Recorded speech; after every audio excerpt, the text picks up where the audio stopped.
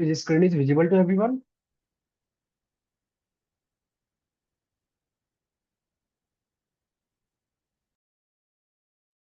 Yes, sir. Yes, sir. चलो, so basically last class में हम लोगों ने क्या करा था, तो टैक्सेशन का कंसेप्ट देखा था, ठीक है। आज की क्लास में सबसे पहले हम लोग एक न्यूमेरिकल करेंगे टैक्सेशन के ऊपर में, और उसके बाद मैनक्यू का chapter number 7 consumer surplus and producer surplus start करेंगे, ठीक है। तो टैक्सेशन में अगर आपको कंसेप्ट याद हो तो टैक्सेशन को कुछ इस तरीके से हम लोगों ने पढ़ा था कि टैक्स जो है इधर ऑन बायर पे लगे या फिर सेलर पे लगे, जो टैक्स का बर्डन है वो दोनों के ऊपर बेसिकली शेयर होता है, डिस्ट्रीब्यूट होता है। जो इक्विलिब्रियम से एबव वाला प्राइस होता है वो प्राइस पेड बाय बायर होता है, और जो इक्विलिब्रियम से बिलो वाला प्राइस होता है वो प्राइस रिसीव्ड बाय सेलर होता है, ठीक है। तो अगर मैं थोड़ा रफली फिगर बताऊं तो कुछ इस तरीके से हम लोग देखते थे, लेट सपोज ये डिमांड है, ये सप्लाई है। पहले ये इक्विलिब्रियम प्राइस एंड क्वांटिटी, ये था इक्विलिब्रियम प्राइस। टैक्स लगा, कुछ इस तरीके से टैक्स लगा। तो यहाँ से जो ये प्राइस है, या प्राइस पेड बाय बायर था, और ये जो प्राइस था ये price received by seller. Okay. So जिनका भी आज फर्स्ट क्लास है, अगर आपको ये टैक्सेशन का कंसेप्ट आता है तो अच्छा है, अगर नहीं आता तो फिर आप पहले रिकॉर्डिंग देख लेना प्रीवियस क्लासेस के, और उसके बाद ही आपको आज की क्लास समझ में आएगी। तो शुरुआत के बस ये न्यूमेरिकल्स बस आपको समझ में नहीं आने वाला, बाकी फिर जो नया टॉपिक हम लोग करेंगे consumer surplus and producer surplus, वो आप फिर अच्छे से समझोगे, ठीक है। चलिए, इसके बाद हम लोगों ने ये भी बोला था कि जब जो गवर्नमेंट है वो टैक्स अगर बायर पे लगाती है तो बायर की पॉइंट ऑफ व्यू से उसका प्राइस इंक्रीज कर जाएगा। और अगर जो बेसिकली गवर्नमेंट है वो टैक्स अगर सेलर पे लगाती है तो सेलर के पॉइंट ऑफ व्यू से क्या हो जाएगा, उसकी प्राइस फॉल कर जाएगी। जैसे फॉर एग्जांपल, अगर मैं इनिशियल क्वांटिटी डिमांडेड ये लिखता हूँ 20 माइनस में पी, और इनिशियल क्वांटिटी सप्लाइड में ये लिखता हूँ 2p, तो अगर गवर्नमेंट टैक्स लगा रहा है बायर के ऊपर में तो डिमांड कर्व में चेंज आएगा, और उसकी प्राइस जो है वो टैक्स रेट से इंक्रीज कर जाएगी, तो P+T हो जाएगा। और अगर यही टैक्स रेट जो है गवर्नमेंट सेलर के ऊपर लगाता है तो सप्लाई कर में चेंज आया जाएगा, और सप्लाई कर में जो प्राइस है वो टैक्स रेट से फॉल कर जाएगी। ये क्लियर है यहाँ तक? एनीवन किसी को डाउट, जिन्होंने लास्ट क्लास किया हुआ है? सबको क्लियर है ये? Yes, sir. चलो, ठीक। सो अगर आपको ये क्लियर है तो एक क्वेश्चन मैं लिख रहा हूँ, ध्यान से देखिएगा। लेट सपोज आपके पास कुछ इस तरीके से क्वेश्चंस गिवन है। आपको बोला कि एक डिमांड फंक्शन है QD, विच इज 96 माइनस में 2p, और एक सप्लाई फंक्शन है QS जो कि है आपको 6p, ये गिवन है। आपको बोला पहले पार्ट में फाइंड आउट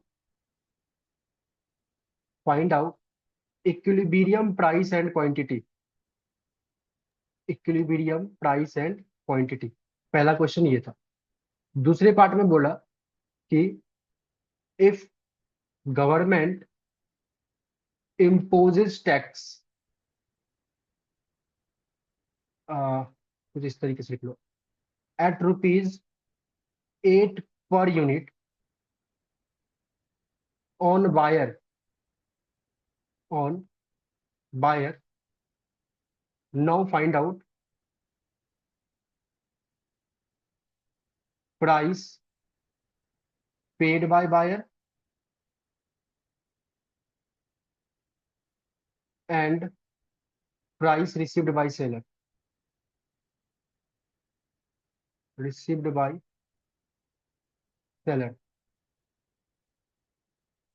इसके बाद तीसरे पार्ट में आपको सेम क्वेश्चन में पूछा गया कुछ इस तरीके से, find out government tax revenue, find out government tax revenue and show it on diagram, show it on diagram. So अगर टैक्स को रिलेट करके, सिर्फ और सिर्फ टैक्स को रिलेट करके क्वेश्चन आएगा तो कुछ इस तरीके से इस फॉर्म में क्वेश्चंस आपको आ सकते हैं। और क्वेश्चन का जो वेटेज होगा वो 5 नंबर होगा, मतलब अगर ये क्वेश्चन आता है तो आपको 5 नंबर में पेपर में दिया जाएगा, ठीक है। सो अगर मैं इसका सॉल्यूशन करूं तो ध्यान से देखिएगा, कुछ इस तरीके से सॉल्यूशन होगा। वी हैव, हम लोग कुछ इस तरीके से लिखेंगे, we have quantity demand is nothing but 96 minus में 2p, 96 माइनस में 2p and quantity supply is nothing but I think 6p था ये। Okay 6p। अगर मैं डिमांड एंड सप्लाई का डायग्राम बनाना चाहूँ, वैसे मुझे डायग्राम तो बनाना ही पड़ेगा क्योंकि बोल रखा है डायग्राम पे भी शो करो। तो अगर आप सभी एग्री करो तो कुछ इस तरीके से हम लिखेंगे quantity demanded and quantity supply and Y axis पे हमारे पास आ जाएगा प्राइस। ठीक है। जब मैं डिमांड कर्व बनाऊंगा तो at P equal to zero, जब प्राइस की वैल्यू जीरो होगी, तो आप सभी अगर एग्री करो तो quantity will be 96। Yes sir. ठीक है। और जब क्वांटिटी की वैल्यू जीरो होगी तो प्राइस विल बी 48। इन दोनों पॉइंट को मिलाकर जो डायग्राम ड्रॉ किया जाएगा this will be your demand curve. Yes sir.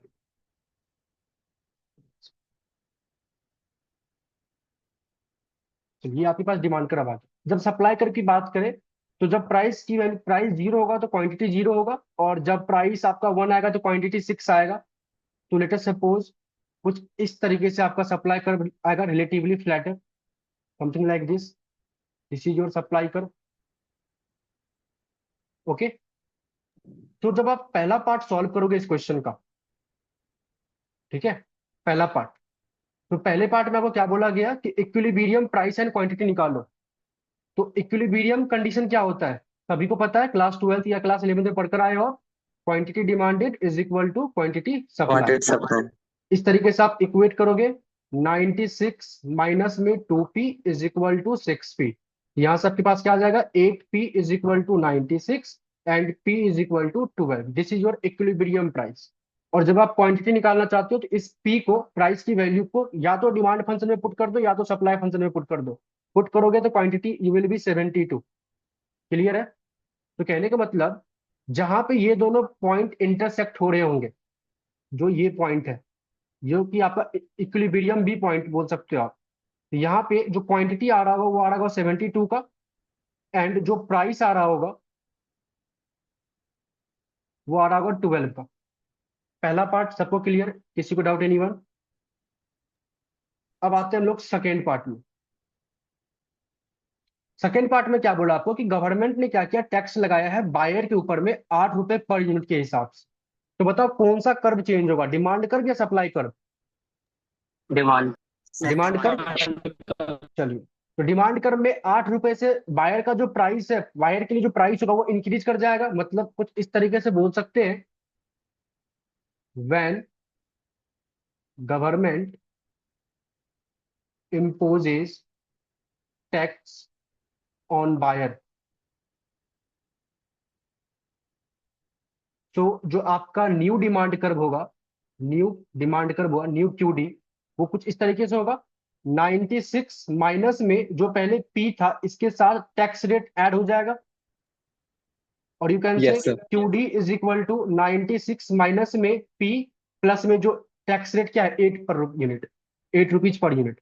तो अब आपके पास नया डिमांड कर्व कुछ इस तरह, इसको सॉल्व करोगे It is तो यस, इसका QD is equal to 96 minus 2p plus 2. अच्छा 2 है क्या, ओके थैंक यू। तो बेसिकली यहाँ पे 2 भी है। ठीक है।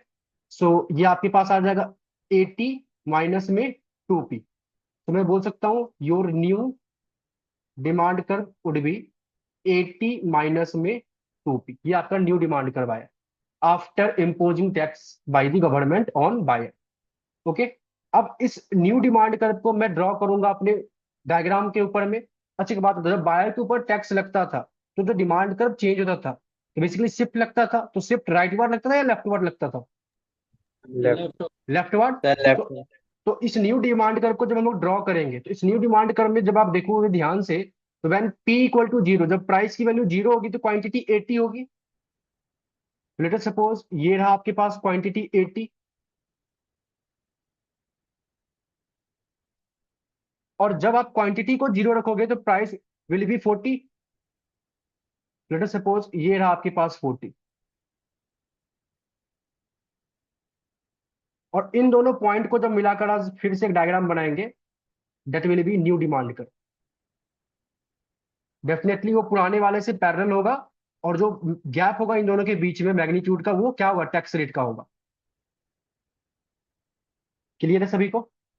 सो अब हम लोग कुछ इस तरीके से बोल सकते हैं, जो नया हमारे पास इक्विलिब्रियम पॉइंट आएगा वो ये वाला पॉइंट आएगा, नीचे वाला, जिसको अगर मैं येलो कलर से शो करूं तो ये वाला पॉइंट होगा। तो न्यू इक्विलिब्रियम निकालना चाहते हैं अब हम लोग, ध्यान से देखिएगा।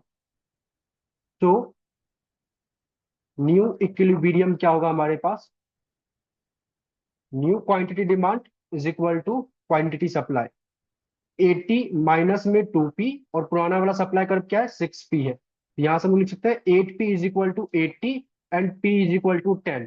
तो ये जो p आया आपके पास ये आफ्टर टैक्स आया है, लेटर सपोज मैंने इसको नाम दे दिया p डैश, तो p dash is equal to 10। और यहां से जब आप q डैश निकालोगे तो इस 10 को किसी भी आप फंक्शन में पुट कर दो, या तो न्यू वाले डिमांड फंक्शन में पुट कर दो, या तो सप्लाई फंक्शन में पुट कर दो। आपके पास जो क्वांटिटी आएगा वो क्या आ जाएगा, बोलो। Sir quantity 6। वेरी क्लियर है सभी को? आप ध्यान से देखते हैं, कहने का मतलब कि जो ये इक्विलिब्रियम आया होगा यहां से, जो आपके पास प्राइस आया होगा, वो प्राइस की वैल्यू आई है 10, एंड जो क्वांटिटी आई है वो क्वांटिटी की वैल्यू कितना है, 60 है। अब जो नीचे ये प्राइस 10 आया है, बताओ ये 10 प्राइस किसके लिए है, प्राइस पेड बाय बायर या price received by seller? Received by seller. Received by seller. अगर इक्विलिब्रियम से नीचे वाला प्राइस है तो वो रिसीव्ड बाय सेलर होगा। तो प्राइस पेड बाय बायर क्या होगा, तो अगर आप सभी को पता है, ये जो होता है हमारे पास, this is your tax size, और इस 60 यूनिट को आप पुराने वाले डिमांड फंक्शन में पुट करोगे तो यू विल गेट एक नया वाला प्राइस, जो कि क्या होगा आपके पास, 10 पे 8 को आप ऐड कर दो, 18 होगा। क्लियर? तो ये 18 हम लोग दो तरीके से निकाल सकते हैं। एक तो आप क्या, आपको पता है पहले से कि this magnitude is tax rate, तो अगर ये वैल्यू 10 है तो 10 में प्लस 8 करेंगे तो ये वैल्यू 18 आएगा। तो एक तो इस तरीके से निकाल सकते हो। दूसरा किस तरीके से निकाल सकते हो, कि ये जो आपके पास लाइन आया हुआ है, ये जो लाइन है बेसिकली ये at Q is equal to 60 का लाइन है। तो क्यू इक्वल टू 60 को आप पुराने वाले डिमांड फंक्शन पे पुट कर दो, तो वहां से जो आपके पास प्राइस की वैल्यू आएगी वो 18 ही आएगी। आप चेक कर लेना। क्लियर है? Yes sir. चलिए, तो क्या मैं बोल सकता हूं, therefore price paid by buyer is equal to 18 and price received by seller is equal to 10। तो ये आपका सेकेंड पार्ट का क्या था, सॉल्यूशन था, आंसर था। अब हमारे पास तीसरे पार्ट में आया हुआ है। तीसरे पार्ट में बोला आपको गवर्नमेंट का टैक्स रेवेन्यू बताओ, गवर्नमेंट का टैक्स रेवेन्यू बताओ। अगर आप सभी एग्री करो तो गवर्नमेंट किस पे टैक्स ले रही है, कि जितना जो बायर है जितनी क्वांटिटी को परचेज करेगा उसके ऊपर वो 8 रुपए पर यूनिट के हिसाब से टैक्स लेगी। बोलो, यस एग्री सर। करते हो सारे?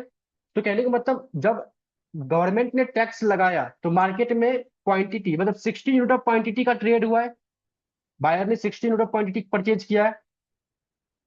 तो कहने का मतलब टोटल 60 यूनिट ऑफ क्वांटिटी का ट्रेड हुआ है, पर यूनिट पे गवर्नमेंट 8 रुपए लेगी। तो क्या मैं बोल सकता हूँ यही 480 रुपीज जो है ये गवर्नमेंट का टैक्स रेवेन्यू है। Yes sir. और इसको अगर डायग्राम में शो किया जाए तो कुछ इस तरीके से शो कर सकते हैं कि ये जो हमारे पास रीजन आएगा, this region is nothing but government tax revenue.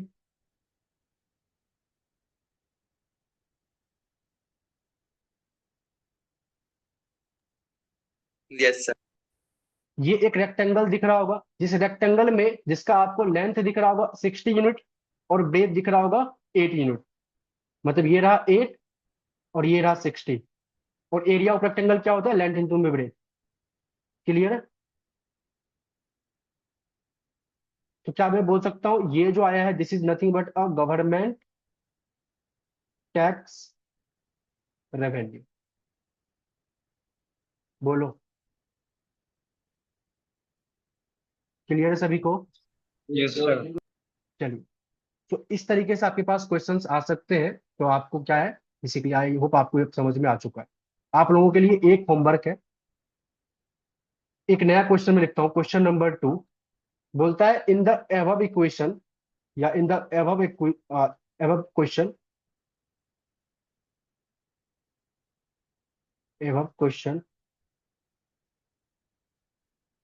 find all the following parts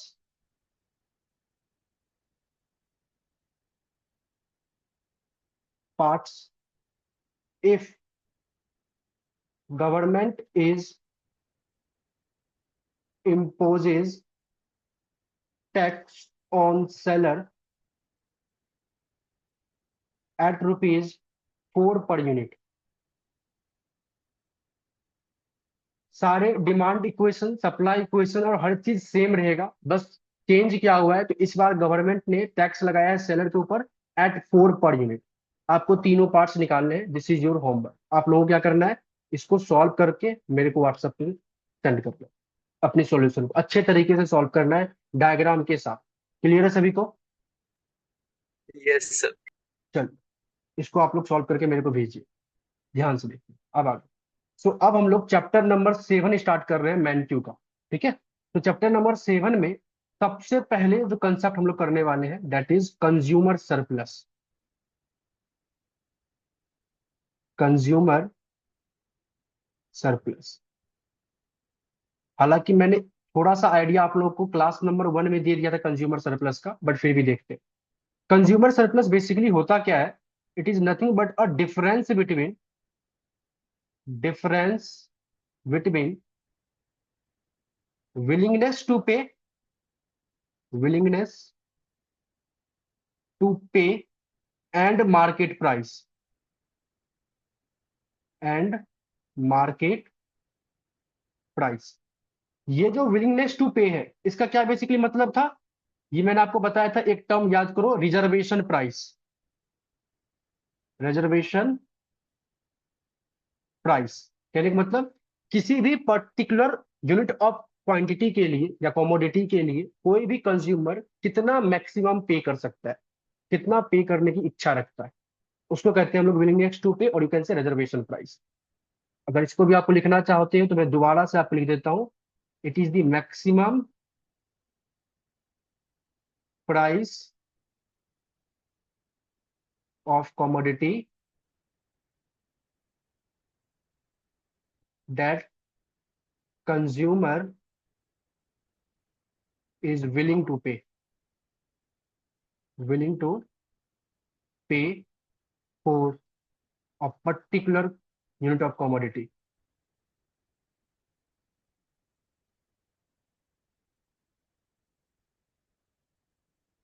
okay, and market price क्या होता है, तो वही जो मतलब जो मार्केट में किसी भी पर्टिकुलर गुड्स के लिए जो प्राइस गिवन होगा, नॉर्मल जो मार्केट फोर्स से हमारे पास प्राइस आया हुआ है, बस।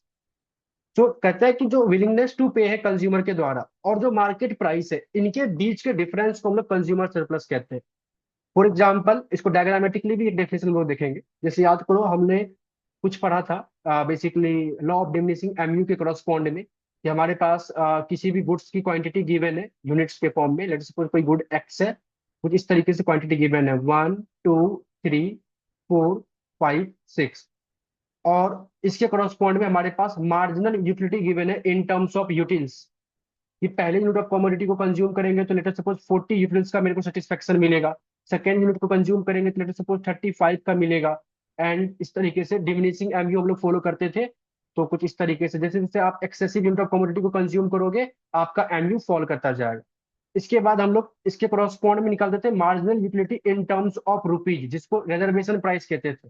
तो पहले हम लोग सेट करते थे, लेटर सपोज लेट कुछ इस तरीके से कि जो 1 रुपया बराबर 5 यूटिल्स है, इस तरीके से हमने सेट कर दिया कि 1 रुपया बराबर 5 यूटिल्स है।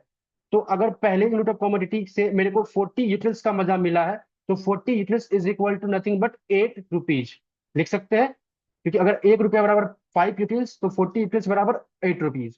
क्लियर है?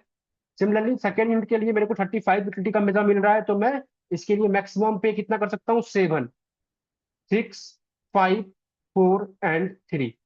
कुछ इस तरीके से हमारे पास आया। ये MU in terms of rupees को हम लोग रिजर्वेशन प्राइस कहते थे। और इसी को जब हम प्लॉट करते थे अपने डायग्राम पे, तो हमारे पास डिमांड कर्व आता था, जहां हम लोग बोलते थे height of demand curve is nothing but reservation price for particular unit of commodity. अब मान लेते हैं मार्केट प्राइस आपका क्या है, मार्केट प्राइस है लेट अस सपोज 5 रुपीज का, जिस भी सामान के क्रॉसपॉन्ड में ये स्टडी कर रहे हो उस सामान का जो मार्केट प्राइस है 5 रुपए है। अब यहीं से आपके पास कंज्यूमर सरप्लस का कंसेप्ट आया। क्या आया कंसेप्ट? कि पहले यूनिट ऑफ कमोडिटी के लिए आप मैक्सिमम 8 रुपए पे कर सकते थे, आपका जो विलिंगनेस टू पे था, आपका जो रिजर्वेशन प्राइस था वो 8 रुपए था, लेकिन आपने कितने में परचेज किया इसको? 5 रुपए में। मार्केट प्राइस 5 रुपए है, तो इनके बीच का जो डिफरेंस +3 है, पॉजिटिव डिफरेंस जो 3 है, this is nothing but your consumer surplus. कि आप पे करना चाहते थे 8 रुपए, आपको सामान मिला 5 रुपए में ही, जो एक्स्ट्रा आपको ज्यादा फायदा मिला है वो आपका कंज्यूमर सरप्लस है।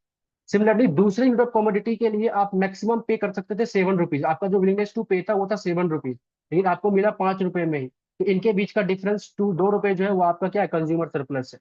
सिमिलरली तीसरे यूनिट ऑफ कमोडिटी के लिए मैक्सिमम आप 6 रुपए पे कर सकते थे, आपको पे करना पड़ा 5 रुपए, तो जो डिफरेंस है वो आपका कंज्यूमर सरप्लस है।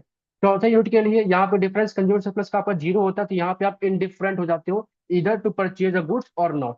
इसके आगे आप नहीं जाओगे, क्योंकि अब आप जो है जितना पे करना चाहते थे उससे ज्यादा मार्केट प्राइस है, तो अगर आप आगे की क्वांटिटी परचेज ही नहीं कर रहे तो आगे हम लोग कंज्यूमर सरप्लस फाइंड आउट भी नहीं कर सकते। तो एमयू और प्राइस के बीच का, MU in terms of rupees and price के बीच के डिफरेंस को हम लोग कंज्यूमर सरप्लस कहते हैं, और MU in terms of rupees को हम लोग विलिंगनेस टू पे भी कहते हैं और रिजर्वेशन प्राइस भी कहते हैं। क्लियर है सभी को? Yes sir. ठीक है। अब थोड़ा सा इसको अगर डिमांड कर्व में देखा जाए, जो कि हम लोग पढ़कर आए थे पहले, लेट अस सपोज ये मैंने बोला क्वांटिटी डिमांडेड है, और ये मैंने बोला वाई एक्सिस पे आपके पास प्राइस है। ठीक है।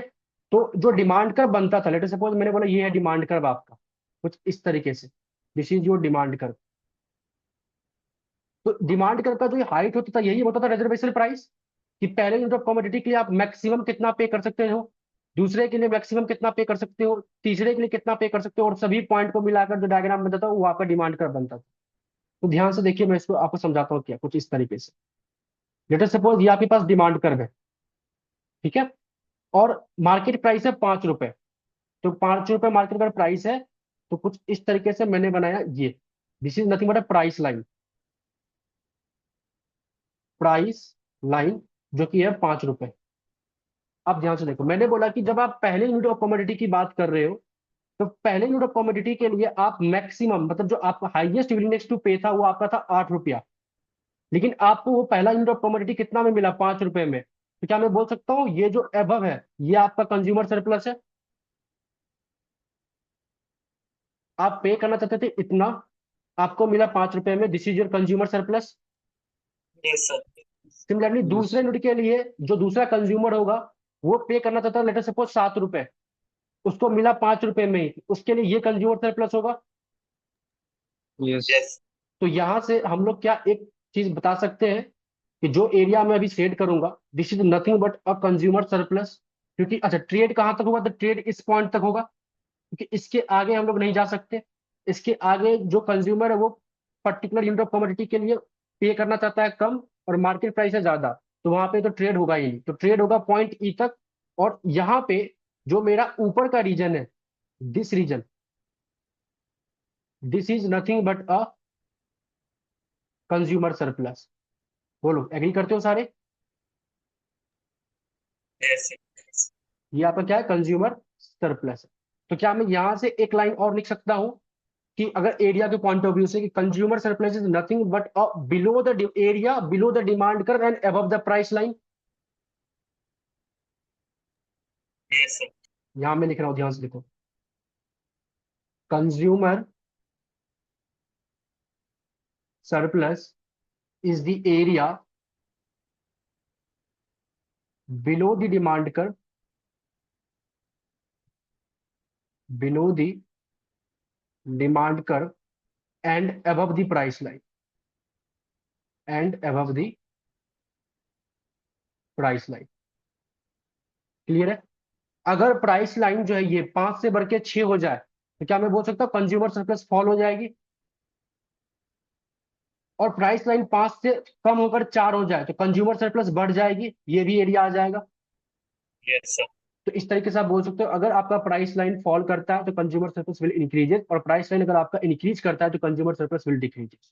तो ये भी आप माइंड में लेकर चल सकते हो। ये नीचे का आपके पास डेफिनेशन समझ में आया consumer surplus is the area below the demand curve and above the price line. Clear है यहाँ तक? एनी किसी को डाउट? No. चल वेरी गुड, यहाँ तक समझ में आ गया। तो लेट सपोज हमारे पास एक क्वेश्चन आता है, कहता है लेट सपोज आपके पास एक क्वांटिटी डिमांडेड है which is nothing but 20 minus में 2p, और बोला जो मार्केट प्राइस है, market price is nothing but 5 रुपए। बोला कैलकुलेट करो, कैलकुलेट कंज्यूमर सरप्लस। कर सकते हैं? ध्यान से देखो कैसे करेंगे। अगर मैं दिए गए डिमांड कर्व को ड्रॉ करूं, ये रहा क्वांटिटी डिमांड, ये रहा हमारे पास प्राइस लाइन। सो जब मैं गिवन डिमांड इक्वेशन में प्राइस की वैल्यू 0 पुट करूंगा तो क्वांटिटी वुड बी 20, और जब क्वांटिटी की Yes. वैल्यू 0 पुट करूंगा तो प्राइस विल बी 10। इन दोनों पॉइंट को मिलाकर जो एक लाइन बनेगा दैट इज डिमांड कर्व।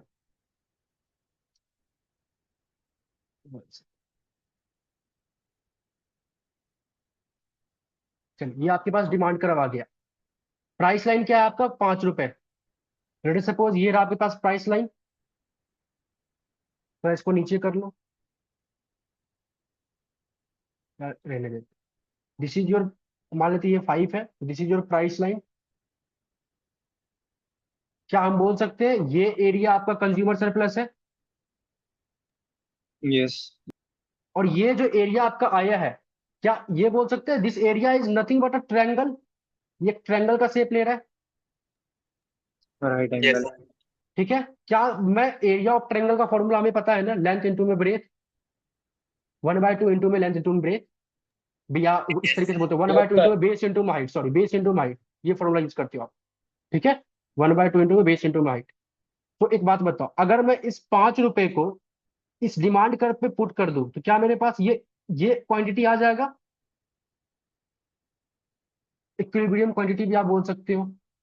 तो जब मैं इस 5 रुपए को अपने डिमांड कर्व में पुट करता हूं तो मेरे पास क्या आ जाएगा? क्वांटिटी आ जाएगी 10। तो अगर आप सभी एग्री करो तो क्या मैं बोल सकता हूँ यहां से जो हमारे पास कंज्यूमर सरप्लस होगा, जो कि एक ट्रायंगल, राइट एंगल ट्रायंगल का शेप ले रहा है, उसकी फॉर्मूला होती है 1/2 इंटू में बेस इंटू में हाइट। तो 1/2, और बेस का काम क्या कर रहा है? 10। हाइट का काम क्या कर रहा है? 5। कुछ इस तरीके से, this is your base triangle का, this is your height. Clear? Yes, sir. तो अब इसको मैं जब सॉल्व करूंगा तो हमारे पास कंज्यूमर सरप्लस आ जाएगा जो कि 25 होगा। तो पेपर में अगर आपको मान लेते हैं न्यूमेरिकल्स के फॉर्म में आ जाए कंज्यूमर सरप्लस निकाले तो निकाल लोगे? Yes, sir. चलो, तो यहाँ तक आप लोग कर सकते हैं। यहाँ तक जो हम लोगों ने पढ़ा है ये बेसिकली सभी के लिए, इकोनॉमिक्स ऑनर्स वाले बच्चों के लिए भी है, एज वेल एज जिनका मेजर एंड माइनर में इकोनॉमिक्स है उनके लिए भी है, जो डी सॉल्व से इकोनॉमिक्स कर रहे हैं उनके लिए भी, सबके लिए। अब एक क्वेश्चन मैं लिख रहा हूँ पर्टिकुलरली उन बच्चों के लिए जिन्होंने रेगुलर से इकोनॉमिक्स ऑनर्स कर रहे हैं। आपके पास फंक्शन आया Q is equal to 200 minus में 5p। This is your demand function. Q square is equal to 200 minus में 5p। और आपको बोला जो मार्केट प्राइस है, market price is nothing but 5 रुपए। बोला फाइंड आउट कंज्यूमर सरप्लस। निकाल लोगे? Yes, sir. कैसे निकलेगा? कोई बताएगा प्रोसेस? अच्छा, एक बार निकाल के दिखाओ। ट्राई सभी कर सकते हो, लेकिन इकोनॉमिक जो रेगुलर से इकोनॉमिक्स वर्ड्स कर रहे हो उसके लिए कंपलसरी है। एक बार ट्राई करो कि कैसे सॉल्व होगा और क्या आपका आंसर आ रहा है।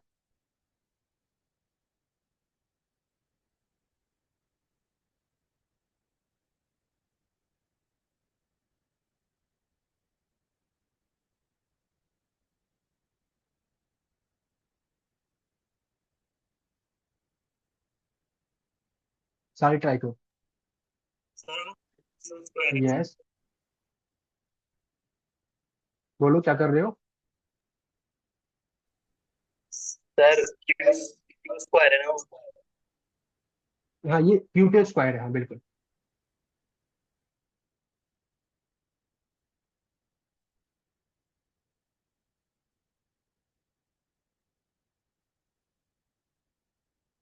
चलो मार्केट प्राइस को ना 20 कर लो कैलकुलेशन सही करने के लिए।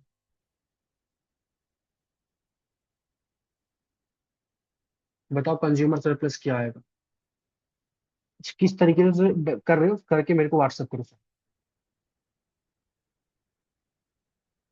एक अच्छा एक बात बताओ, सबसे पहले तो ये तो डिमांड करो आपने क्या ड्रॉ किया है, उससे आइडिया लग जाएगा कि आप सही कर रहे हो गलत कर रहे सर क्वांटिटी जो आ रही है वो 10 आ रही हो। ओह, चलो ध्यान से देखते हैं एक बार। अच्छा कहाँ तक पहुंचे, किसी ने ट्राई किया सॉल्व करने का, एनीवन? यस कहाँ तक पहुंचे आप लोग? सर, पैराबोला बने थे क्या? ओके वेरी गुड, पैराबोला बन रहा है, बहुत बढ़िया। और किस तरीके से एरिया निकाल रहे हो, किस कंसेप्ट को यूज करके? सर अभी सॉल्व कर रहे हो। ओके,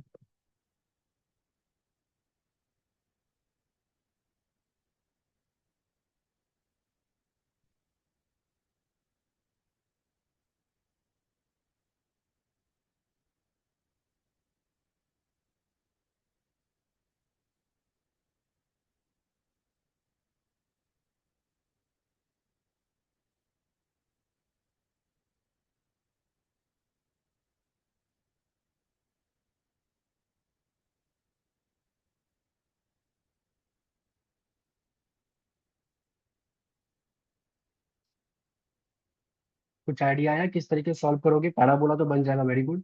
इसके बाद?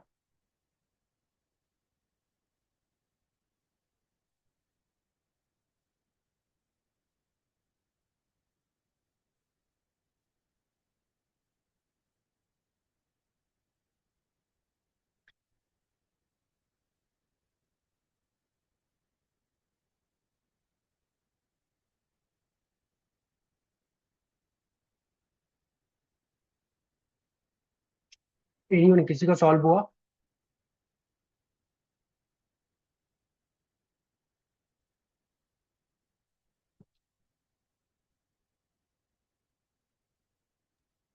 तो डाउनवर्ड पैराबोला बनेगा एंड वाई एक्सिस के ऊपर से 300 हाँ दो बट एरिया पॉइंट। कैसे निकालेंगे? अच्छा डायग्राम मतलब कंज्यूमर सरप्लस पता निकल गया आपके पास वैल्यू? जी नहीं निकला सर, अभी निकला। अच्छा चलो देखो ध्यान से, अगर आप सभी एग्री करो, अच्छा जिनका जिनका ये समझ में आएगा कि जो डायग्राम बनेगा इसका इस डिमांड करके वो कुछ इस तरीके से बनेगा, तो बताओ सभी एग्री करते हो, इसमें किसी को डाउट? Yes sir. और ये जो पॉइंट होगा दिस विल √200, है। Yes sir. सभी को ये पता? अच्छा प्लीज जिनके पास ड्यू सॉल्व में इकोनॉमिक्स ऑनर्स है एज वेल एज जो जिनके पास इकोनॉमिक्स मेजर या माइनर में है, अगर आपको ये नहीं आता तो आप डिमोटिवेट मत होना, और आपके पेपर में आएगा भी नहीं। अगर आ जाता है गलती से भी तो आपको पूरे मार्क्स मिलेंगे विदाउट सॉल्व किए। लेकिन जो इनका रेगुलर पेपर है, रेगुलर बेसिकली रेगुलर कोर्स है, उनको तो डेफिनेटली आ सकता है, और आएगा तो आपको सॉल्व करना पड़ेगा। अच्छा ये डायग्राम कोई है ऐसा जिसको समझ में नहीं है कि डायग्राम कैसे बना? सर एक बार बता दो। चलो देखो ध्यान से देखते हैं। ये कुछ इस तरीके से बना, आपके पास जो इक्वेशन था वो क्या था, Q² = 200 माइनस में 5 थी, ठीक है? तो कहने का मतलब क्या है कि दो वेरिएबल के फॉर्म में इक्वेशन है, और एक वेरिएबल पे पावर पे स्क्वायर लगा हुआ है, दूसरा लीनियर है। तो जब भी इस तरीके का केस होता है, दो वेरिएबल के फॉर्म में इक्वेशन होती है, एक पे स्क्वायर होता है और दूसरा लीनियर होता है, तो उस टाइम पे डायग्राम बनता है पैराबोला। अब वो कैसा पैराबोला बनेगा उसको हम लोग ब्रेक करेंगे। तो कुछ इस तरीके से आप लोगों ने सीखा होगा, x² = -y, इसका डायग्राम होता है x के दो वैल्यू पे y नेगेटिव।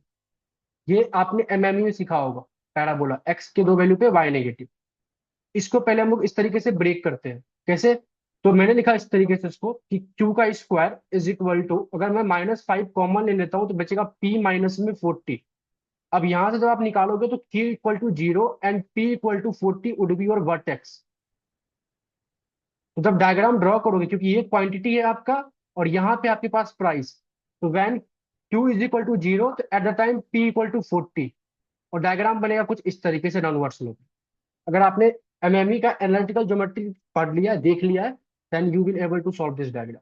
नहीं तो एक बार आप एमएमई वाला पार्ट देख लेना एनालिटिकल ज्योमेट्री का, तब आपको समझ में आ जाएगा। बाकी जिन्होंने देखा है उसको समझ में आ गया। अब यहाँ पे हम लोगों ने किया क्या है, कभी भी प्राइस एंड क्वांटिटी नेगेटिव नहीं हो सकता, तो नेगेटिव वाले सारे एरिया को मैं जो डायग्राम बना था उसको मैंने रिमूव कर दिया। तो फाइनल डायग्राम जो बचा हमारे पास वो ये बचा, ये वाला। सर इसको इंटीग्रेशन से सॉल्व कर सकते हैं? बिल्कुल सही। डायग्राम ठीक है, क्लियर सभी को? अच्छा, जिनको एक बार के लिए डाउट है, प्लीज एक बार आप एनालिटिकल ज्योमेट्री जो है मैंने ऐप के ऊपर में अपलोड कर रखा है उसको देख लेना। You will definitely able to solve this diagram. चलिए, अब जब मेरे पास आ गया तो हमें पता है अकॉर्डिंग टू द फॉर्मूला कि जो हमारा ये पार्ट है, जो हमारा ये रीजन है, यही रीजन हमारा क्या कंज्यूमर सरप्लस है, ये हमें पता है। इस रीजन को मेरे को निकालना है कि ये रीजन क्या होगा। अच्छा, क्या मैं इस पॉइंट से ये वैल्यू निकाल सकता हूं? ये कैसे आएगा? तो प्राइस लाइन जो 20 है इसको मैं डिमांड फंक्शन में पुट कर दूंगा। जब आप क्वांटिटी यहाँ पे P इक्वल टू 10 पुट कर दोगे डिमांड फंक्शन में, तो आपके पास Q की वैल्यू 10 आ जाएगी। जब यहाँ पे P की वैल्यू 20 पुट करोगे तो 20 इंटू में 5 100 होता है, 200 माइनस में 100 100 बचेगा, Q स्क्वायर बराबर 100, तो Q बराबर 10। क्लियर है सभी को? तो जो ये आपके पास पॉइंट आएगा, ये आपके पास होगा 10। सॉरी,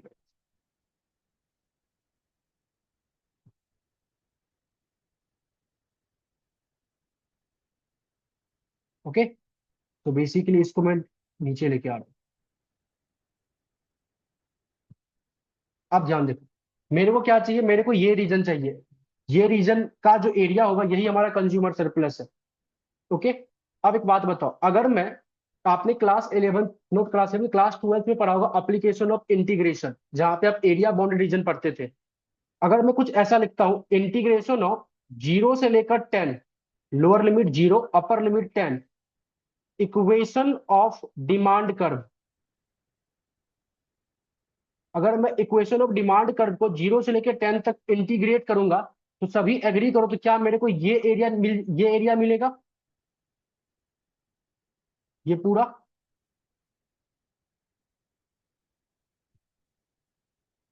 एग्री कर रहे हो? 0 से लेकर 10 तक मैं इंटीग्रेट कर रहा हूं अपने डिमांड कर्व को, तो ये मेरा डिमांड कर्व पूरा का पूरा ये एरिया देगा। कुछ इस तरीके से है ये, यस सर। 0 से लेकर 10, तो आप इस एरिया को निकाल रहे हो। क्लियर है?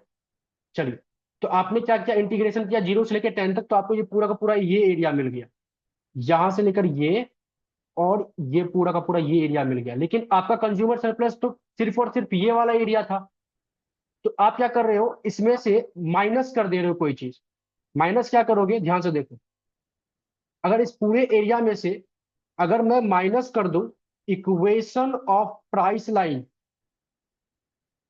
लोअर लिमिट 0 से लेकर 10, 0 से लेकर 10 तक इक्वेशन ऑफ प्राइस लाइन, तो क्या कहने का मतलब, ये मैं माइनस कर रहा हूं टोटल में से।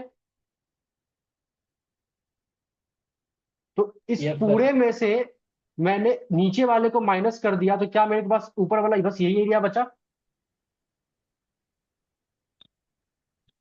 बोलो। सर एक बार दोबारा सर ये स्क्वायर बना तो इसको डायरेक्टली कर सकते हैं? क्या, फिर से बोलना। सर ये स्क्वायर, सॉरी नॉट, ये तो सर रेक्टेंगल टाइप में बना लेंगे।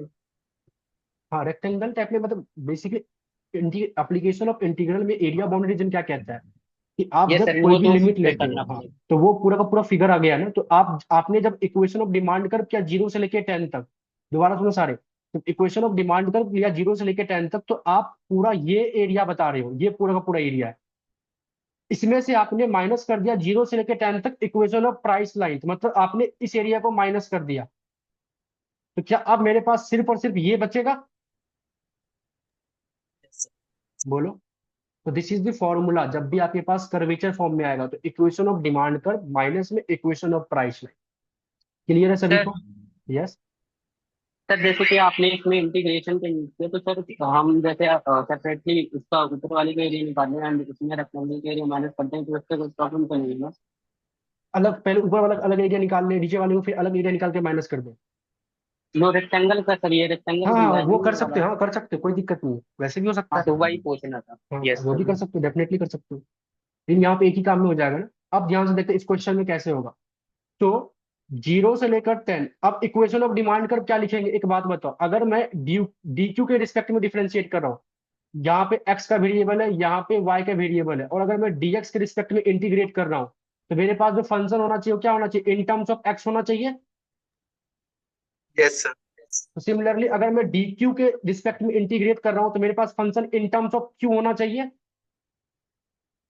तो पहले मैं यहां से इन टर्म्स ऑफ क्यू बना लूंगा अपने फंक्शन को। क्या मैं इन टर्म्स ऑफ क्यू कुछ इस तरीके से बना सकता हूँ, 5p is equal to 200 minus में Q square and p is equal to 40 minus में Q square by 5।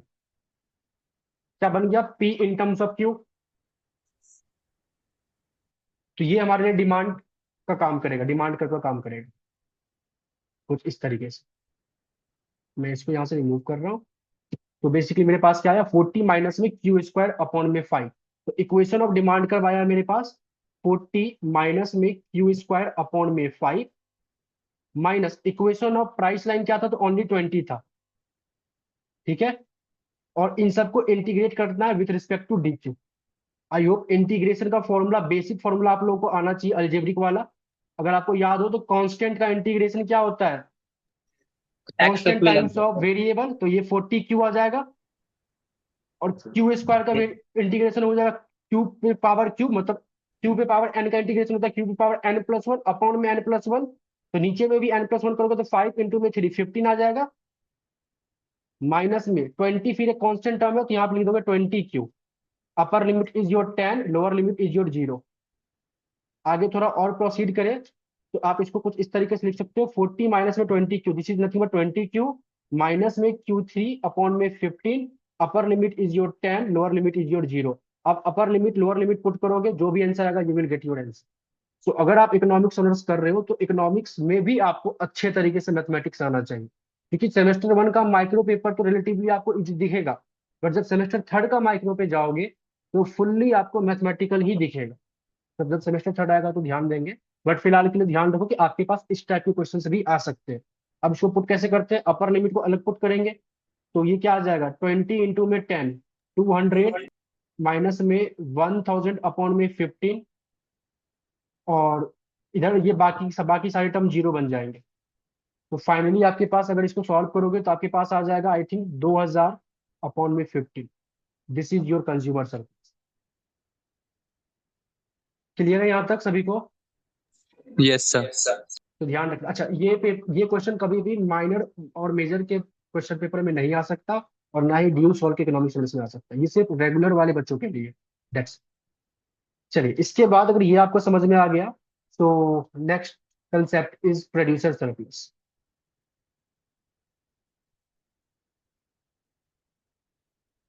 Sir producer, yes. Sir जो हमारा कंज्यूमर सरप्लस आएगा उसमें स्क्वायर यूनिट लगाना मैंडेटरी है? हाँ, लगा मैंडेटरी नहीं है, बट लगा देना अच्छा रहेगा, क्योंकि आप एरिया निकाल रहे हो तो स्क्वायर यूनिट लगा दोगे अच्छा यस रहेगा। सर। ठीक है। चलिए, सो प्रोड्यूसर सरप्लस क्या कहता है, ये क्या है, this is nothing but a difference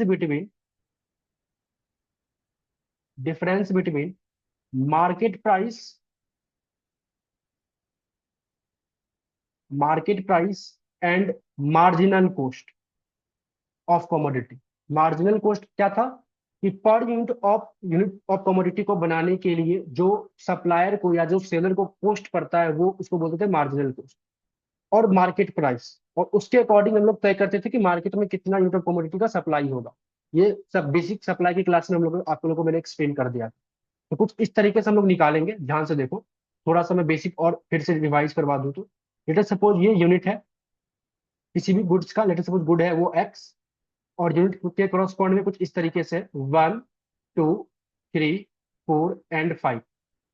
ये हमारे पास मार्जिनल कॉस्ट है। मार्जिनल कॉस्ट मतलब हर एक एक्सेसिव यूनिट को बनाने पे जो सप्लायर को कॉस्ट पड़ रहा है each and every excessive unit का, वो कॉस्ट बता रहा है। लेट अस सपोज पहले यूनिट को बनाने के लिए सप्लायर को जो कॉस्ट पड़ा था वो पड़ा था 25 रुपीज का, दूसरे यूनिट को बनाने के लिए जो कॉस्ट पड़ा था वो पड़ा था 26 का, तीसरे बनाने के लिए 27, चौथे के लिए 28, पांचवें के लिए 29। ये राइजिंग सेक्शन ऑफ एमसीक्यू है, क्योंकि याद करो सप्लायर हमेशा rational consumer sorry rational producer हमेशा सेकंड स्टेज में काम करेगा, और सेकंड स्टेज में एमसी आपका राइजिंग होता था, और राइजिंग सेक्शन ऑफ एमसी को ही आप सप्लाई कर भी कहते थे, इसलिए राइजिंग एमसी है। मतलब जैसे जैसे आप एक्सटेंड बनाओगे आपका एमसी बढ़ता जाएगा। अब आगे देखते हैं, लेट अस सपोज आपके पास जो मार्केट प्राइस है वो मार्केट प्राइस है मान लेते हैं 28, जिस भी कमोडिटी का आप ये प्रोडक्शन हो रहा है जैसे एक्स का, उसका प्राइस मार्केट में 28 चल रहा है। आप ध्यान से देखते हैं हमारे पास आएगा consumer not consumer producer surplus का कंसेप्ट।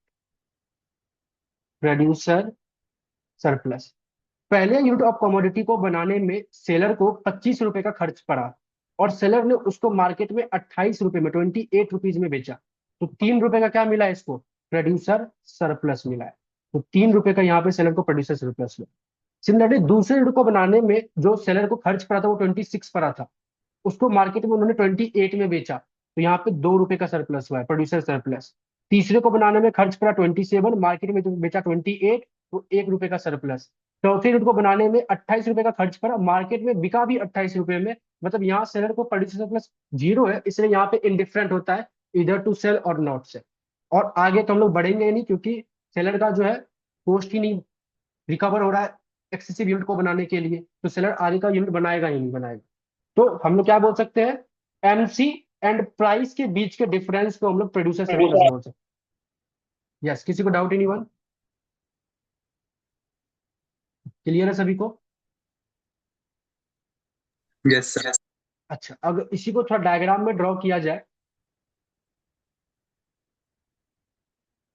लेट अस सपोज ये आपके पास है क्वांटिटी सप्लाइड, और वाई एक्सिस पे आपके पास है प्राइस। लेट अस सपोज कुछ इस तरीके से आपके पास है सप्लाई कर, दिस इज योर सप्लाई कर। तो क्या हम लोग कुछ इस तरीके से बोल सकते हैं, अच्छा ये सप्लाई कर है, let us suppose this is your price line, market price basically, this is your price line,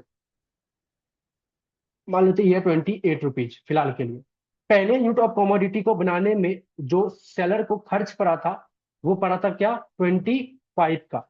ये सप्लाई कर्व जो बना है इसी को हम लोग बोलते थे राइजिंग सेक्शन ऑफ एमसी, ये राइजिंग सेक्शन ऑफ एमसी का ही डायग्राम है। तो पहले यूनिट ऑफ कमोडिटी को बनाने के लिए जो सप्लायर को खर्च पड़ा था वो 25 का पड़ा था, लेकिन सप्लायर ने उसी सामान को कितने में बेचा, 28 रुपीज में। तो क्या मैं बोल सकता हूँ ये जो एरिया है, मतलब ये जो बेसिकली एरिया है ये क्या है, प्रोड्यूसर सरप्लस है। दूसरे को बनाने में खर्च पड़ा था उसको 26 का, लेकिन उसको बेचा कितने में, 28 में, ये प्रोड्यूसर सरप्लस है एक्स्ट्रा। सर यस, सर ये ओरिजिन से क्यों नहीं स्टार्ट है? आप कर सकते हो ओरिजिन से भी स्टार्ट, ओके सर। ठीक है, मैंने नॉर्मली डायग्राम ऊपर से लिया है। सिमिलरली तीसरे को बनाने के लिए प्रोड्यूसर को कुछ ना कुछ खर्च पड़ा हुआ, बट उसको मार्केट प्राइस ज्यादा मिल रहा है, तो ये क्या है, प्रोड्यूसर सरप्लस है। तो अगर आप सभी एग्री करो तो क्या मैं यहां से एक चीज लिख सकता हूँ, ध्यान से देखिए, ये जो एरिया है आपके पास,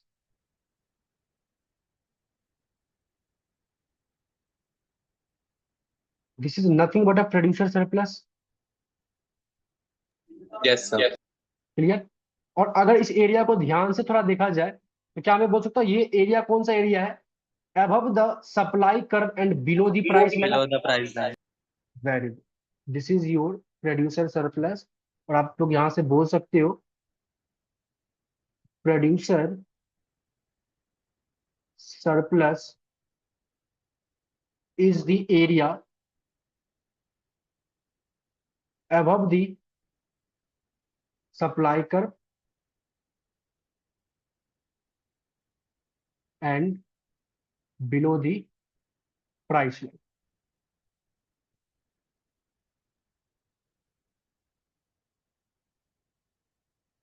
तो कहने का मतलब क्या है, डिमांड मतलब सॉरी कंज्यूमर सरप्लस था below the demand curve above the price line, producer surplus क्या है, above the supply curve below the price line. इस चीज को आपको ध्यान रखना। क्लियर? अच्छा यहाँ पे अगर मान लेते हैं अगर प्राइस इंक्रीज करेगा तो क्या मैं बोल सकता हूँ प्रोड्यूसर सरप्लस इंक्रीज करेगा, और प्राइस फॉल करेगा तो प्रोड्यूसर सरप्लस फॉल करेगा। लेकिन कंज्यूमर सरप्लस में उल्टा था। तो हम लोग कुछ इस तरीके से बोल सकते हैं कि इन प्रोड्यूसर सरप्लस प्राइस और प्रोड्यूसर सरप्लस में डायरेक्ट रिलेशनशिप होता है। प्राइस इंक्रीज करेगा तो प्रोड्यूसर सरप्लस भी इंक्रीज करेगा, प्राइस फॉल करेगा तो प्रोड्यूसर सरप्लस भी फॉल करेगा। लेकिन कंज्यूमर सरप्लस और प्राइस के कॉरस्पॉन्ड में इनवर्स रिलेशनशिप होता था। प्राइस बढ़ेगा तो कंज्यूमर सरप्लस कम होगा, प्राइस कम होगा तो कंज्यूमर सरप्लस बढ़ेगा। क्लियर है सभी को? Yes sir. आप ध्यान से देखते हैं। अब लेटर सपोज हमारे पास कोई क्वेश्चन आ जाता है, एक क्वांटिटी सप्लाई आपको दे देता है QS is equal to later suppose 6P, कुछ इस तरीके से। और मान लेते हैं एक मार्केट प्राइस आपके पास गिवन है, market price is nothing but ₹2। आपको बोला find out producer surplus, producer surplus निकाल सकते हैं हम लोग आराम से, कुछ इस तरीके से निकालेंगे हम लोग। सबसे पहले तो क्वांटिटी सप्लाई का डायग्राम ड्रॉ कर लो। लेटर सपोज ये रहा क्वांटिटी सप्लाई और ये रहा प्राइस। तो QS is equal to 6P का डायग्राम कुछ इस तरीके से ड्रॉ हो सकता है, अगर आप सभी एग्री करो तो। ये सप्लाई कर्व हो गया आपका। और लेटर सपोज ये रहा आपके पास प्राइस लाइन, ये ₹2, this is your price line. Clear है? क्या मैं बोल सकता हूँ ये जो आपके पास एरिया है, this is your consumer surplus, sorry producer surplus. क्या ये भी आज आपको एक ट्रायंगल का शेप दिख रहा होगा, जहां से आप ये वाला पॉइंट निकाल सकते हो? ये कैसे निकलेगा? इस P इक्वल टू 2 को क्वांटिटी सप्लाई में पुट कर दो QS वाले इक्वेशन में। तो P इक्वल टू P की जगह पे 2 पुट करोगे तो Q की वैल्यू क्या आ जाएगी? 12। तो क्या हमारे पास, अगर मैं बोलूं यहां से जो प्रोड्यूसर सरप्लस होगा, जो प्रोड्यूसर सरप्लस आपका होगा वो 1/2 इंटू में बेस इंटू में हाइट होगा, और 1/2 इंटू में बेस का काम लेटर सपोज 12 कर रहा है, हाइट आपका काम 2 कर रहा है। इसको सॉल्व करोगे आपके पास जो आंसर आएगा वो आएगा 12। लगा देना स्क्वायर यूनिट। क्लियर है? Yes sir. हो जाएगा। तो नॉर्मल मान लेते हैं सभी बच्चों के लिए पेपर में ऐसे क्वेश्चन आए, और रेगुलर वालों के लिए लेटर सपोज अगर मान लेते हैं सप्लाई कर्व कुछ अलग फॉर्म में दे दिया, मतलब क्वाड्रेटिक फॉर्म में दे दिया जहां पे कर्वेचर स्ट्रेट लाइन ना होगी कुछ और लाइन है, तो क्या करेंगे? लेटर सपोज आपके पास कुछ ऐसा डायग्राम बनता है। मैं नॉर्मल यहाँ पे बता रहा हूँ, बाकी आपको पेपर में आएगा तो आप ड्रॉ कर सकते हो। ये रहा आपके पास क्वांटिटी सप्लाई और ये रहा प्राइस। उसके बाद let's suppose this is your price line, ये रहा आपके पास price line. Okay, let's suppose ये कोई P1 प्राइस लाइन है, और जो सप्लाई कर्व है आपका कुछ इस तरीके से, this is your supply curve हो सकता है। Yes sir. ओके, तो सभी एग्री करो। तो क्वांटिटी सप्लाई और प्राइस की वैल्यू पुट करके हम लोग ये वाला पॉइंट निकाल सकते हैं।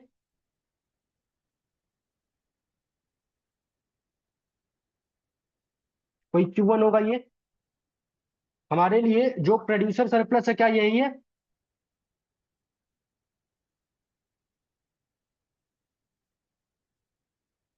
तो ये भी आज आपको ट्रायंगल नहीं दिख रहा होगा, ये कर्वेचर है।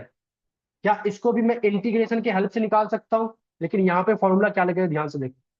क्या मैं बोल सकता हूँ यहाँ जो फॉर्मूला है कुछ इस तरीके से, जो मतलब एक जनरल फॉर्मूला में निकाल रहा हूँ, वो कुछ इस तरीके से होगा। Integration of lower limit 0, upper limit is nothing but equilibrium quantity, yes sir. जो कि Q1 है यहाँ पे। अब ध्यान से दो, अब मैं क्या करूंगा, पहले लिखूंगा प्राइस लाइन, क्योंकि आपका जो कर्वेचर वाला डायग्राम वो नीचे है। तो अगर मैं यहाँ लिखता हूँ लोअर लिमिट 0 से लेकर अपर लिमिट इक्विलिब्रियम क्वांटिटी और इक्वेशन ऑफ प्राइस लाइन, तो क्या मैं बोल सकता हूँ इससे हमारे पास ये आएगा, ये एरिया आएगा। Yes sir. Yes sir. ठीक है। अब इसमें से अगर मैं एक चीज माइनस कर दूं, क्या माइनस कर दूं? तो इक्वेशन ऑफ सप्लाई कर्व। तो इक्वेशन ऑफ सप्लाई कर्व 0 से लेकर 10 यूनिट तक के लिए आपको ये एरिया देगा। यस तो कहने का मतलब मैं पूरे में से नीचे वाला एरिया जब माइनस कर दूंगा तो क्या मेरे को रिक्वायर्ड एरिया मिल जाएगा। यस सर तो ये आपके लिए फॉर्मूला बन गया, equation of price line minus में इक्वेशन ऑफ सप्लाई कर, लोअर लिमिट 0 से लेकर upper limit equilibrium quantity. Okay, इस फॉर्मूला को आप यूज करके प्रोड्यूसर सरप्लस निकाल सकते सर हैं। यस बताओ। सर ये इसको हम डायरेक्टली भी तो कर सकते हैं ना सर, जैसे कि प्राइस के फॉर्म में कन्वर्ट करके प्राइस में ही अगर क्वांटिटी को रख देते हैं एंड 0 से P1 लगा देते हैं तो डायरेक्टली आंसर नहीं आ जाएगा। 0 से P1 लगा दोगे तो फिर आपको फंक्शन को चेंज करना पड़ेगा। हाँ और हाँ वही कह रहा हूँ। हाँ, with respect to the dx नहीं करना पड़ेगा, विथ रिस्पेक्ट टू dy करना पड़ेगा, और विथ रिस्पेक्ट टू dp करना पड़ेगा। यस ये वैसे चीज भी तो आप कर ऊपर भी कर सकते, ये चीज आप यहाँ पे भी कर सकते थे कंज्यूमर सरप्लस में भी। सकते, बट इसमें सर ठीक है, ये वाला ही था। सर उसमें यहाँ पे भी कर सकते थे दोनों जगह। अच्छा, यहाँ पे भी आराम से कर सकते थे। कैसे करते आप, लोअर लिमिट अगर वैसा ही करना था आपको तो लोअर लिमिट 20 से लेकर अपर लिमिट 40 और सिर्फ इक्वेशन ऑफ डिमांड कर को आप कर लेते, तो क्या आपको ये एरिया नहीं मिल जाता। यस सर यस तो ये भी इजी था, लेकिन इस टाइम पे फिर आपको इक्वेशन को इन टर्म्स ऑफ डीपी लाना पड़ता, तब जाके डिफरेंशिएट करते। तो स्क्वायर के टर्म में तो ये तो आ जाता, बट नहीं हो सकता आपके पास कई बार ऐसे भी डिमांड करवा जाए जिसकी पावर पे 3 4 5 हो जाए, तो इक्वेशन को कन्वर्ट करना थोड़ा मुश्किल हो जाएगा। सर क्यूब तक ही देंगे या 4 भी दे सकते हैं, फिर ग्राफ कैसे इसका बनाएंगे सर। नहीं नहीं, ग्राफ बनाना तो सीखोगे भी एक्सट्रीम वैल्यू थ्योरम में, ओके चिंता मत करो, ठीक है, उसमें सब सीख जाओगे। क्यूब क्या पावर पे 8 भी लगेगा तो उसका भी ग्राफ बना लोगे आप। चलिए, यहाँ तक क्लियर है सभी को प्रोड्यूसर सरप्लस का कंसेप्ट। यस सर हो जाएगा। अच्छा, consumer surplus and producer surplus दोनों को एक साथ अगर देखा जाए, अगर मैं कुछ इस तरीके से लिख रहा हूं, कंज्यूमर एंड प्रोड्यूसर सरप्लस, इन दोनों को अगर एक साथ मैं डायग्राम में ड्रॉ करने की कोशिश कर रहा हूं तो कुछ इस तरीके से ये रहेगा, quantity demanded and quantity supply. ये हमारे पास आ जाएगा price line. Let us suppose ये हमारे पास है डिमांड कर्व, और इसके बाद ये हमारे पास है सप्लाई कर्व। चलो 0 से ही मैं स्टार्ट कर देता हूँ। This is supply curve and this is demand curve. इन दोनों से हमारे पास एक इक्विलिब्रियम प्राइस आ गया।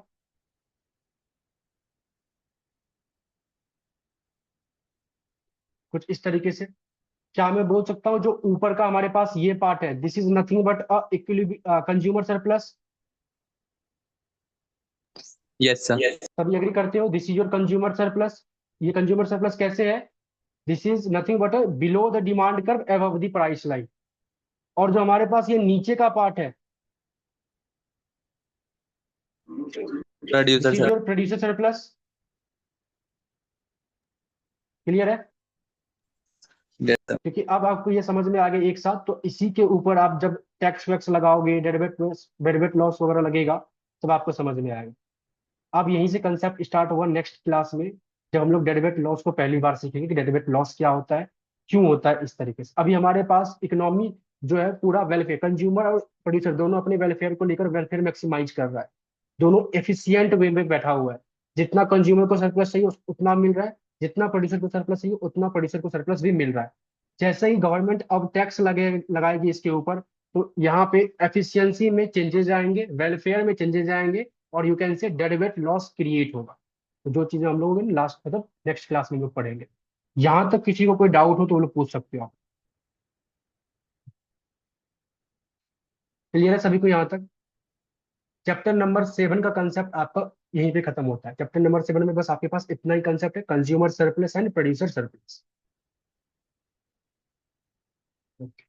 चैप्टर नंबर 8 में अब स्टार्ट होगा आपका, जहाँ पे डेरिवेट लॉस ये सब का कंसेप्ट, टैक्सेशन, गवर्नमेंट पॉलिसी, इन सब का कंसेप्ट हम लोग पढ़ेंगे एक साथ। जो आपने टैक्स पढ़ा, कंज्यूमर सरप्लस पढ़ा, प्रोड्यूसर सरप्लस पढ़ा, इन तीनों को मिलाकर हम लोग एक साथ पढ़ेंगे, जहां से डेरिवेट लॉस क्रिएट किया जाएगा। और उसके बाद आपका ये चैप्टर नंबर 6 से लेकर चैप्टर नंबर 8 का रिलेशन आपको समझ में आ जाएगा। किसी को कोई डाउट हो तो you can ask your doubt. आज की क्लास में हम लोग इतना ही करेंगे। चैप्टर नंबर 7 मैन क्यू आपका कंप्लीट हो चुका है। मैं रिकॉर्डिंग पॉज करूँ।